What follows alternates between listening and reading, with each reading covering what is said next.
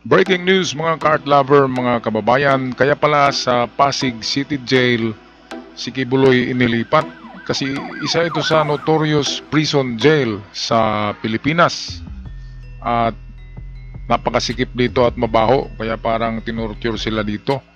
Ngayon, ang kanyang apat na kasama ay nariyan din pala sa Pasig City Jail, yung tatlong babae at isang lalaki. Kaya baka merong nag-recommend na pagsamasamahin na ito sila para at least hindi gaanong ma-stress si Kibuloy. At kung naalala nyo ay meron siyang mga pinasuot ng damit na orange na may priso na marka ng kanyang mga membro. Yung mga lalaking nagkakasala sa kanya ay pinapasuot niya ng orange na may marka na letter P. Yun ang parusa doon sa QGC. Ngayon naalala niya ang mga batang yun na kanyang pinarusahan as prisoner daw. Ngayon ito na siya. Atin panoorin siya sa Kalabuso. Alas 5 nga naman ng hapon nang dumating si Kibuloy dito sa Pasig City Jail Male Dormitory. Inilipat na ng kulungan si Kingdom of Jesus Christ leader Apollo Kibuloy mula sa medical furlough nito sa Philippine Heart Center. Ayon kay Philippine National Police Public Information Office Chief Police Brigadier General Jean Fajardo, November 22 nang iutos ng Pasig Regional Trial Court na ilipat ang religious leader sa Pasig City Jail paglabas ng ospital ngayong araw, November 27.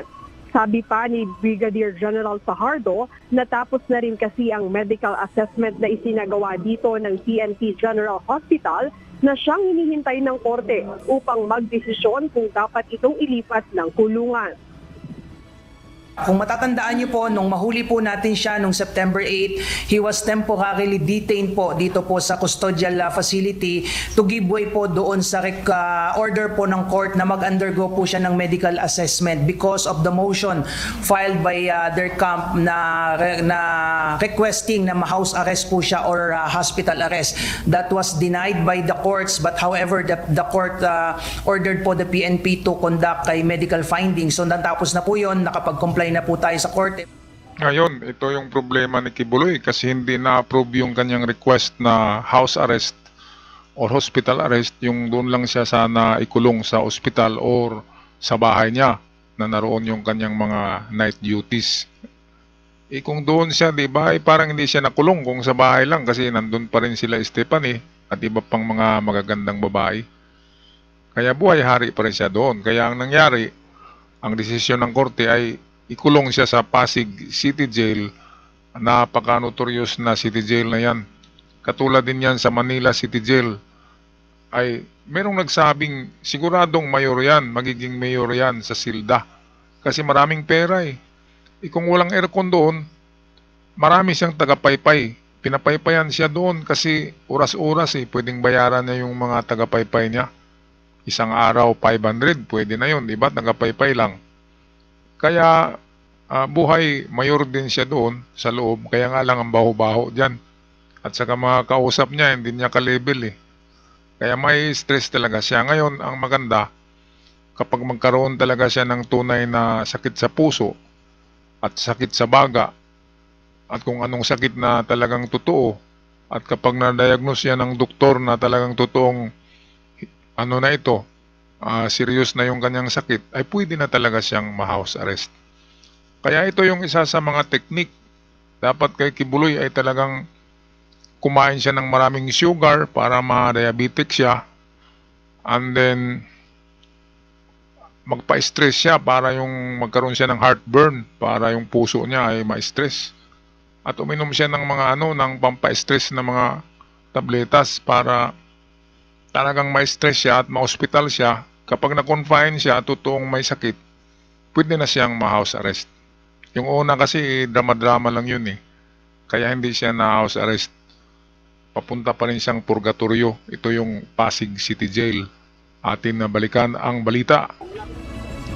Dagdag ng PNP, malaking ginhawa sa PNP na nawala si Kibuloy sa kanilang pangangalaga dahil maraming tauhan din ang naabala kapag ibinabiyahe ito. Grabe. kapag tayo po ay nag-escort sa kanya papunta sa hospital, papunta po sa mga court appearances po nila, definitely po mga more or less mga 40 to 60 PNP personnel lagi ang kasama dyan sa convoy kapag kailangan po siyang i-transfer to and from the venues po. So definitely this will ease po the burden on the part of the HSS po in providing security escort every time he needs to go out of Camp Crame po. Teka, bakit ganyan ka espesyal yung mga gwardiya niya, di ba? Bakit ang dami-dami naman, 60 PNP personnel? Wala naman yatang army si Kibuloy. Hindi naman yan yung katulad ng mga hoodlums na mayroong mga private army. Mayroong nga private army yan, pero wala na, nahimik na yung tinatawag na Angel of Death. Kaya sa palagay ko ay pwede lang yata 5 or 10 ang magbabantay diyan, mag-i-escort. Kasi wala namang tangki-digira yan Kaya hindi pwedeng 60, imagine ang dami-dami pagkakainin mo yun, snacks. Talagang nai-stress ang PNP sa Camp Crame kay Kibuloy dahil sa palaging may convoy, may karaban, ganyan. Kapag ihatid siya kung saan-saan. Ngayon ay makarelax na ang PNP. At ang bahala kay Kibuloy ay yung mga preso sa loob ng Pasig City Jail. Nako, grabe. Siguro bangungutin si Kibuloy nito paggabi, di ba? Kasi maraming makulit Makukulit yan kasi kung hindi siya magbibigay, talagang anuhin siya doon. Bubugbugin siya doon ng mga ng mga kalaban niya. Kaya makisama ito si Kibuloy at talagang magbibigay ito sa loob para magiging mayor or gobernador pa sa loob ng kulungan. Okay, tapusin na natin itong balitang ito. Sinabi naman ng Bureau of Jail Management and Penology o BJMP na matagal na silang nakahanda para kay Kibuloy. Walaan nila itong special treatment. Sa katunayan, ilalagay ito sa ordinaryong selda at makikipagsiksikan sa ibang persons deprived of liberty. Nasa 500% ang congestion rate ng Pasig City Jail, kung saan ang isang selda na para lamang sa 5 tao ay umaabot ng hanggang 35 preso. June, naka-wheelchair nga nang inilabas si KOJC leader Apollo Kibuloy sa Philippine Heart Center kanina bago nga siya dalhin dito sa Pasig City Jail. At ayun nga, ayon sa PNP, ang kanyang detention sa kanilang custodial facility ay temporary lang.